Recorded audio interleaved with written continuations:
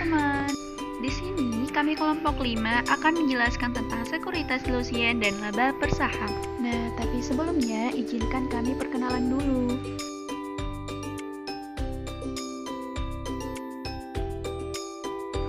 Assalamualaikum warahmatullahi wabarakatuh. Nama saya Arsyad Putra. Di sini saya akan sedikit menjelaskan pemaparan dari masalah yang akan kami sajikan. Yang pertama yaitu sekuritas dilutif dan skema kompensasi. Sekuritas dilutif merupakan surat harga yang dapat dikonversikan menjadi saham biasa, sehingga pada saat dikonversikan akan memengaruhi jumlah saham yang beredar dan berdampak pada penurunan nilai laba per saham atau terdilusi. Termasuk dalam sekuritas dilutif adalah opsi, waran, utang konversi, saham preferred konversi, dan lain-lain.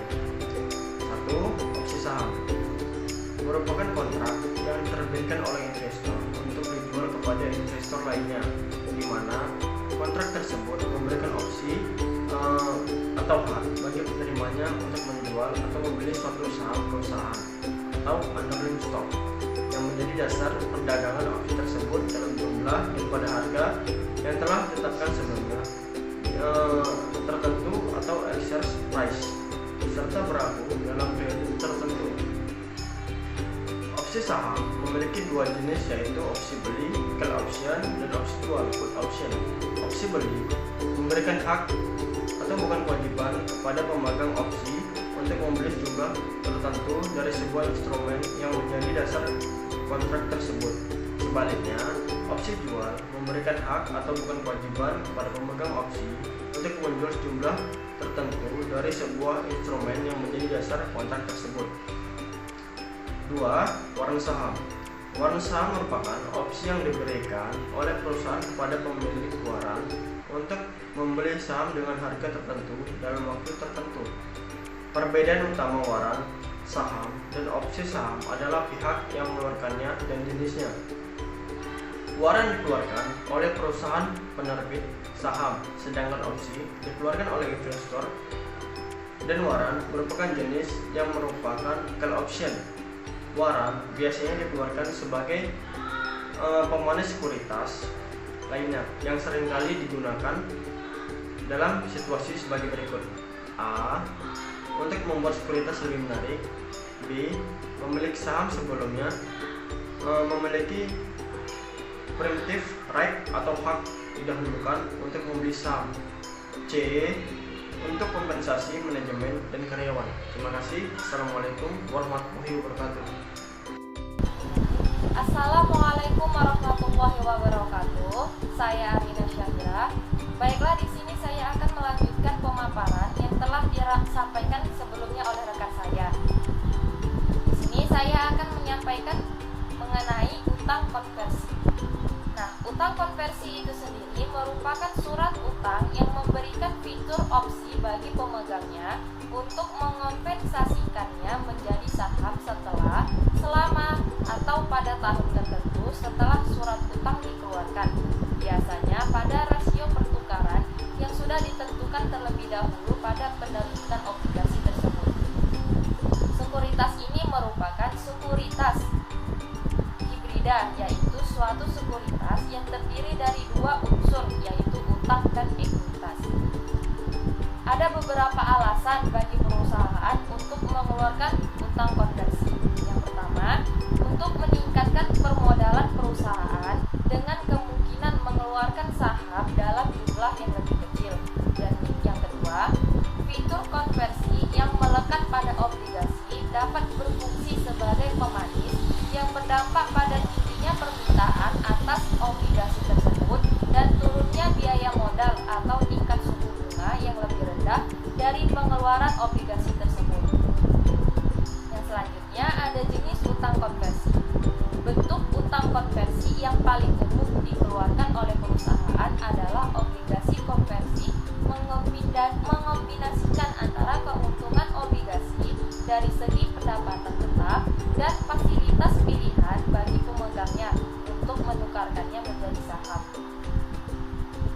Selain itu, ada juga beberapa bentuk dari dari utang konversi. Yang pertama, ada utang konversi dengan fitur konversi sebagian, yang dimana merupakan jenis umum dari surat utang konversi yang mana hanya sebagian dari jumlah yang dikonversikan menjadi saham. Yang kedua, ada utang konversi dengan fitur konversi seluruhnya, yang merupakan surat utang konversi yang dapat dikonversikan seluruhnya menjadi saham sesuai dengan syarat dan ketentuan yang disebutkan pada saat penerbitan surat utang tersebut. Dan yang ketiga, ada utang konversi dengan fitur konversi wajib seluruhnya, yang merupakan jenis ketiga yang sedikit berbeda dari utang konversi dengan fitur konversi seluruhnya.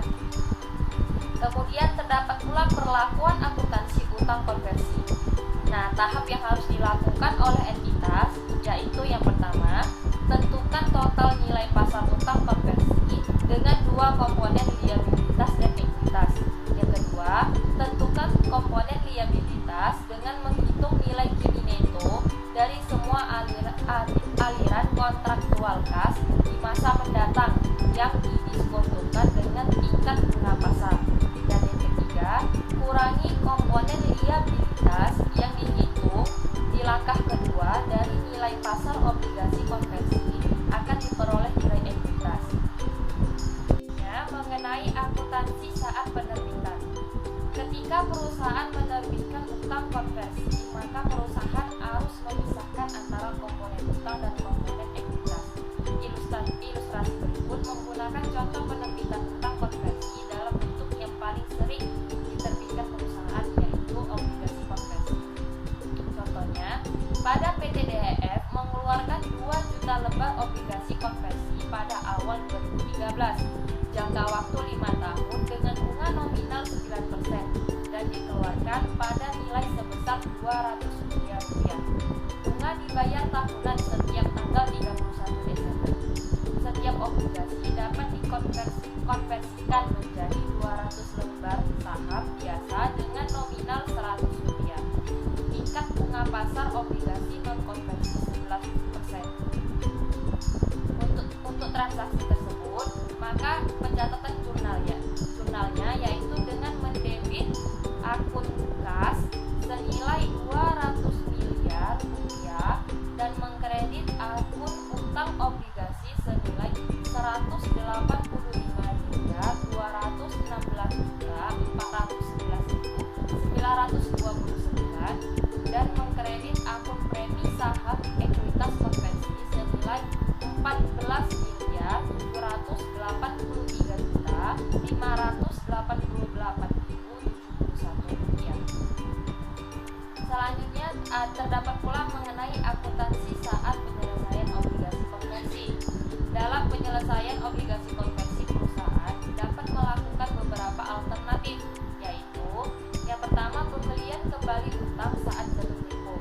Kondisi ini terjadi apabila obligasi tidak dikonversi pada saat jatuh tempo. Apabila hal tersebut terjadi, maka perusahaan penerbit obligasi harus melunasi obligasinya atau membeli obligasi tersebut. Pelunasan atau pembelian kembali tersebut dilakukan pada harga nominalnya. Hal ini karena nilai buku dari obligasi sama dengan nilai nominalnya, sehingga tidak terdapat keuntungan maupun kerugian dari pembeli kembali obligasi saat jatuh tempo. Jumlah yang sebelumnya dialokasikan pada premi saham ekuitas konversi dapat tetap pada akun tersebut atau dipindahkan ke akun premi saham biasa. Untuk hal itu dapat mencatat jurnal tersebut dengan mendebit akun utang obligasi senilai 200 miliar rupiah dan mengkredit akun kas senilai 200 miliar rupiah. Selanjutnya mengenai konversi obligasi jatuh tempo. Apabila konversi jatuh tempo atau asumsi dikonversi seluruhnya, maka PT DEF melakukan pencatatan jurnal dengan mendebit akun premi saham ekuitas konversi senilai 14 miliar rupiah 14.783.588.071 rupiah. Mengenai konversi obligasi pada saat sebelum jatuh tempo. Pada saat konversi sebelum jatuh tempo tidak terdapat pengakuan keuntungan maupun kerugian. Sejumlah premi saham ekuitas konversi senilai 14.783.588.071 ditransfer ke akun premi saham-saham biasa. Oleh karena itu, pencatatan jurnal dapat dilakukan dengan mendebit akun premi saham ekuitas konversi senilai 14.783.588.071 rupiah, mendebit akun utang obligasi senilai 199.149.906.663 rupiah, dan mengkredit akun modal saham-saham biasa senilai 40 miliar rupiah, dan mengkredit akun premi saham-saham biasa senilai 163.994.743 rupiah. Nah, selanjutnya terdapat mengenai pembelian kembali sebelum utang jatuh tempo. Pada suatu kondisi dimungkinkan perusahaan melakukan pembelian kembali sebelum obligasi jatuh tempo. Pendekatan yang dilakukan apabila hal ini terjadi adalah dengan menentukan nilai wajar komponen utang dari obligasi konversi pada tanggal tersebut dan mengurangkan nilai tersebut dari nilai wajar obligasi konversi yang dikeluarkan atau termasuk di dalam komponen ekuitas untuk menghitung nilai dari komponen ekuitas. Setelah hal tersebut dilakukan, maka yang pertama, perbedaan antara nilai pasar komponen utang dengan nilai buku komponen utang merupakan laba atau rugi penelunasan. Dan yang kedua, perbedaan antara nilai pasar yang mengandung komponen untung dan komponen utang mengandung komponen utang dan komponen ekuitas dengan nilai pasar komponen utang merupakan pengurangan dari ekuitas. Mungkin sekian saja yang dapat saya sampaikan. Selanjutnya akan dilanjutkan oleh rekan saya. Wassalamualaikum warahmatullahi wabarakatuh. Baiklah, saya akan melanjutkan penjelasan dari teman saya yang bernama Arina Syahira. D. Saham preferen konversi. Saham preferen konversi adalah sekuritas saham utama yang mana pemilik saham preferen dapat mengkonversikan menjadi saham biasa dalam jumlah yang telah ditentukan sebelumnya. 4. Kompensasi saham. Kompensasi saham adalah imbalan yang diberikan perusahaan kepada pemasok barang atau jasa yang mencakup pihak karyawan dan non-karyawan, di mana kompensasi tersebut berbentuk saham atau pengakuan kewajiban yang jumlahnya ditentukan berdasarkan pada harga saham atau instrumen ekuitas perusahaan. A. Pengakuan kompensasi berbasis saham. Akuntansi kompensasi berbasis saham diatur dalam PSAK nomor 53 revisi tahun 2010. Dalam transaksi pembayaran berbasis saham, entitas mengakui barang atau jasa yang diterima atau diperoleh dan kenaikan ekuitas terkait pada saat memperoleh barang atau pada saat jasa yang diterima pada nilai wajar barang atau jasa yang diterima, kecuali jika nilai wajar tersebut tidak dapat diestimasi secara andal. B. Transaksi pembayaran berbasis saham yang diselesaikan dengan instrumen ekuitas. Entitas harus mengukur barang atau jasa yang diterima dan kenaikan ekuitas terkait secara langsung pada nilai wajar barang atau jasa yang diterima, kecuali jika nilai wajar tersebut tidak dapat diestimasi secara andal. C. Transaksi dengan karyawan. Untuk transaksi dengan karyawan dan pihak lain yang memberikan jasa serupa dengan karyawan, entitas harus mengukur nilai wajar jasa yang diterima dengan mengacu pada nilai wajar instrumen ekuitas yang diberikan, karena pada umumnya tidak mungkin untuk mengestimasi nilai wajar jasa yang diterima secara andal. D. Transaksi pihak selain karyawan. Untuk transaksi dengan pihak selain karyawan yang diukur dengan mengacu pada nilai wajar instrumen ekuitas yang diberikan. E. Transaksi berbasis saham yang diselesaikan dengan menggunakan kas. Apabila perusahaan memiliki transaksi dengan pembayaran berbasis saham, maka entitas harus mengukur barang atau jasa yang diperoleh dan liabilitas yang ditimbulkan sebesar nilai wajar liabilitas. F. Transaksi berbasis saham yang memberikan pilihan untuk menyelesaikan transaksi apakah akan diselesaikan dengan kas atau dengan penerbitan instrumen ekuitas sebagai transaksi pembayaran berbasis saham dengan penyelesaian kas jika dan sepanjang entitas telah menimbulkan liabilitas untuk diselesaikan dengan kas atau aset lain, atau sebagai transaksi pembayaran berbasis saham dengan diselesaikan instrumen ekuitas jika dan sepanjang tidak dapat liabilitas yang ditimbulkan. Sekian penjelasan materi dari saya. Materi selanjutnya akan dijelaskan oleh teman saya. Sekian dan terima kasih. 2. Perhitungan LPS dilusiam untuk perusahaan dengan struktur modal kompleks. Perhitungan LPS dilusiam menyesuaikan LPS dengan efek berpotensi saham biasa yang bersifat dikutip atau di luar. Adapun beberapa efek berpotensi saham biasa yang bersifat di luar adalah sebagai berikut. A. Opsi, warna, dan instrumen yang sejenis. B. Instrumen yang dapat dikonversikan. C. Saham yang dapat ditempatkan secara kontingen. D. Kontrak yang dapat diselesaikan dengan saham biasa atau kas. Dan yang E. Opsi yang dibeli. Dan yang terakhir F. Opsi dijual yang diterbitkan. Adapun tahap-tahap perhitungan LPS dilusiam terdiri dari 3 tahap. Yang pertama, untuk setiap efek berpotensi saham biasa, tentukan efek per lembar dengan mengasumsikan efek tersebut dikonversi atau dilaksanakan. Yang kedua, peringkat hasil perhitungan pada nomor 1 di atas diurutkan dari yang terkecil hingga yang terbesar efeknya terhadap LPS. Nah, yang terakhir itu adalah dimulai dari LPS dasar. Hitung kembali LPS dengan menambah dampak LPS inkremental yang terkecil dari langkah kedua. Apabila hasil kalkulasi nilai LPS yang lebih rendah dari LPS dasar atau LPS sebelumnya, maka lanjutkan rekalkulasi berikutnya untuk efek terkecil selanjutnya hingga semua efek yang dimiliki diperhitungkan dalam LPS dilusiam. Assalamualaikum warahmatullahi wabarakatuh. Baiklah, di sini saya melanjutkan bagian B, yaitu laba per saham.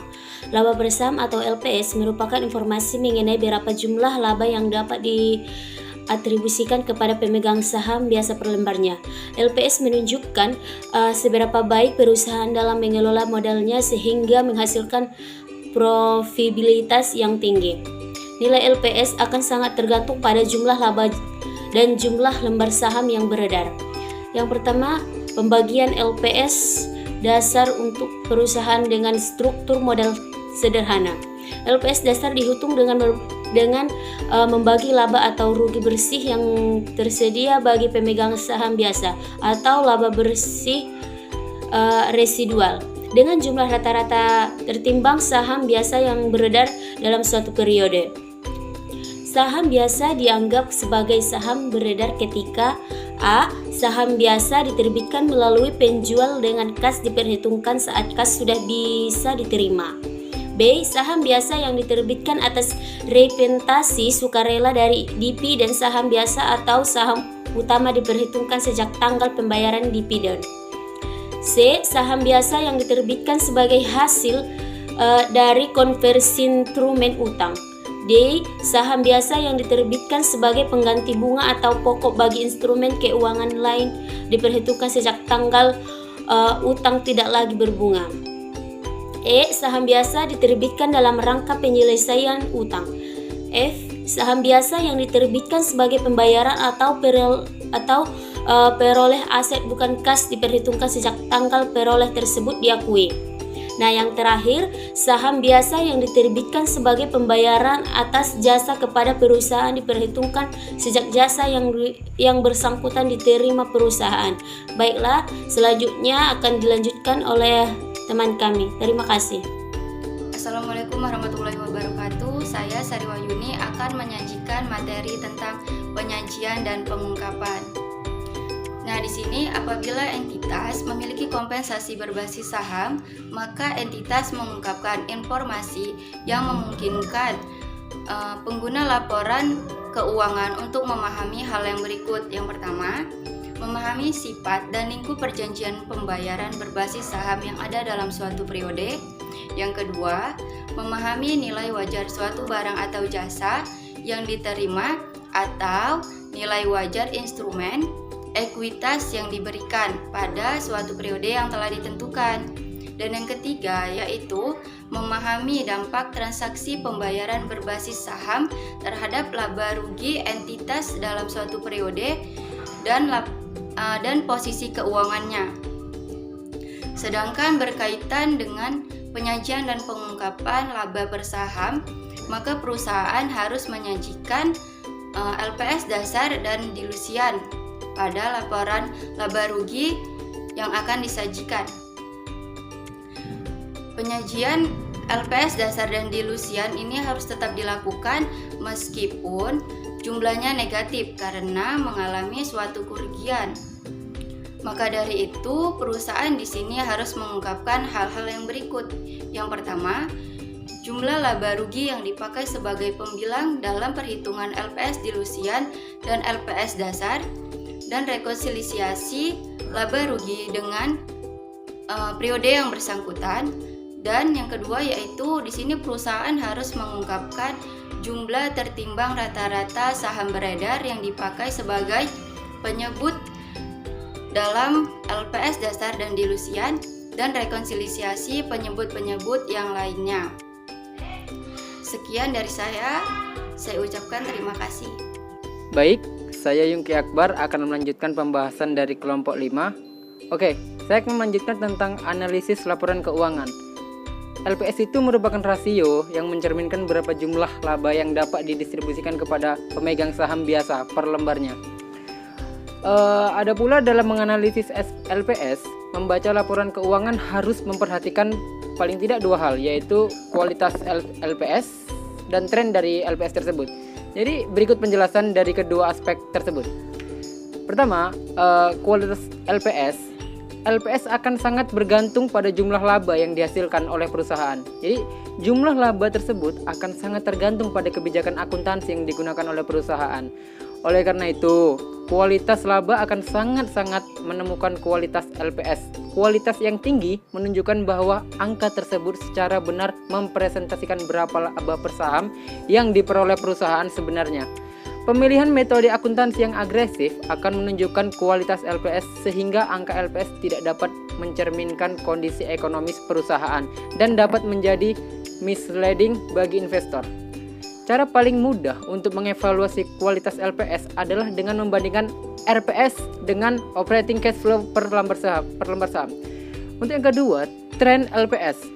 Selain mengevaluasi kualitas dari LPS, investor juga perlu mendistribusikan tren dari LPS dan membandingkan dengan tren industri. Apabila perusahaan memiliki LPS yang baru bertumbuh dan tren yang menunjukkan arah yang meningkat secara konsisten, jelas, maka perusahaan tersebut memiliki kinerja yang cukup baik. Terima kasih, saya kembalikan kepada moderator. Assalamualaikum warahmatullahi wabarakatuh, teman-teman. Nah, jadi di sini saya sebagai pemateri terakhir akan menjelaskan rangkuman yang telah dijelaskan oleh teman kita yang sebagai pemateri sebelumnya. Nah, jadi yang pertama itu kita kembali ke sekuritas dilutif. Nah, sekuritas dilutif merupakan surat berharga yang dapat dikonversikan menjadi saham biasa sehingga pada saat dikonversikan akan memengaruhi jumlah saham yang beredar dan berdampak pada penurunan nilai laba per saham atau terdilusi. Nah, yang termasuk dalam sekuritas dilutif ini adalah opsi, waran, utang konversi, saham preferen konversi, dan lain-lain. Nah, yang kedua adalah opsi saham. Opsi saham merupakan kontrak yang diterbitkan oleh investor untuk dijual kepada investor lainnya, yang dimana kontrak tersebut memberikan opsi atau hak bagi penerimanya untuk menjual atau membeli suatu saham perusahaan atau underlying stock yang menjadi dasar perdagangan opsi tersebut dalam jumlah dan pada harga yang telah ditetapkan sebelumnya dan tertentu atau exercise price serta berlaku dalam periode tertentu. Nah, sedangkan waran saham merupakan opsi yang diberikan oleh perusahaan kepada pemilik waran untuk membeli saham dengan harga tertentu dalam waktu tertentu. Perbedaan dari opsi saham dan waran saham itu terletak pada pihak yang mengeluarkannya dan jenisnya, yang dimana waran dikeluarkan oleh perusahaan penerbit saham, sedangkan opsi dikeluarkan oleh investor, dan waran merupakan jenis yang merupakan call option. Nah, selanjutnya adalah utang konversi. Utang konversi merupakan surat utang yang memberikan fitur opsi bagi pemegangnya untuk mengkonversikannya menjadi saham perusahaan setelah selama 1 pada tanggal tertentu. Setelah surat yang dikeluarkan biasanya pada rasio pertukaran yang telah ditemukan terlebih dahulu pada penerbitan obligasi tersebut. Nah, PSK 56 atau revisi 2010 laba per saham menyatakan bahwa entitas harus memisahkan kedua komponen tersebut dalam pengakuan dan penyajian. Baiklah teman-teman sekalian, masuklah kita kepada saham preferen konversi. Saham preferen konversi adalah sekuritas saham utama yang dimana pemilik saham preferen konversi ini dapat mengkonversikannya menjadi saham biasa. Berbeda dengan obligasi konversi, yang dimana prinsipnya merupakan sekuritas utang dan opsi konversinya merupakan sekuritas ekuitas.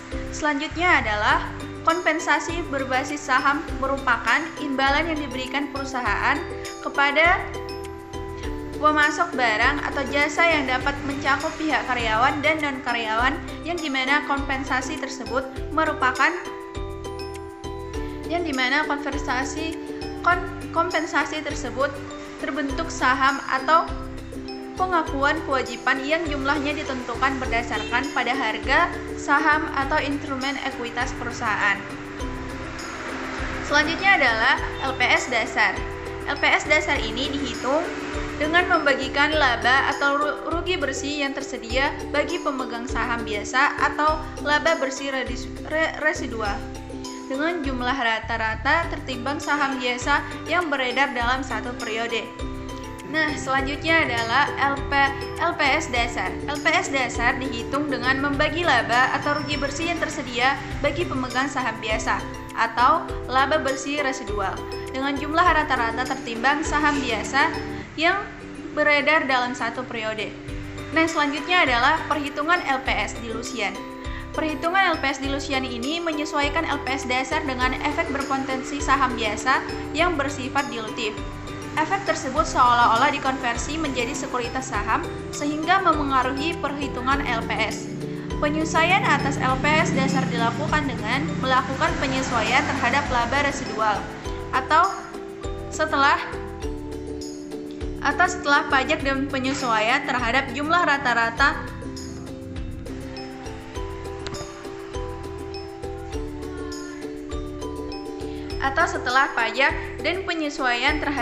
rata-rata tertimbang saham biasa beredar. Selanjutnya adalah perhitungan LPS dilusian tidak dilakukan apabila efek berpotensi saham biasa yang dimiliki perusahaan bersifat antidilutif.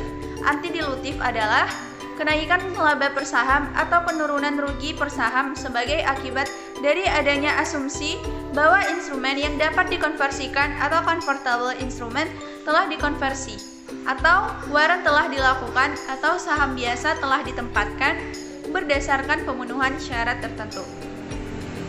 Baiklah teman-teman, demikianlah apa yang telah kami sampaikan. Mudah-mudahan dapat bermanfaat bagi kita semua, terutama bagi kami yang menyampaikannya. Wabillahi taufiq wal hidayah. Fastabiqul khairat. Wassalamualaikum warahmatullahi wabarakatuh.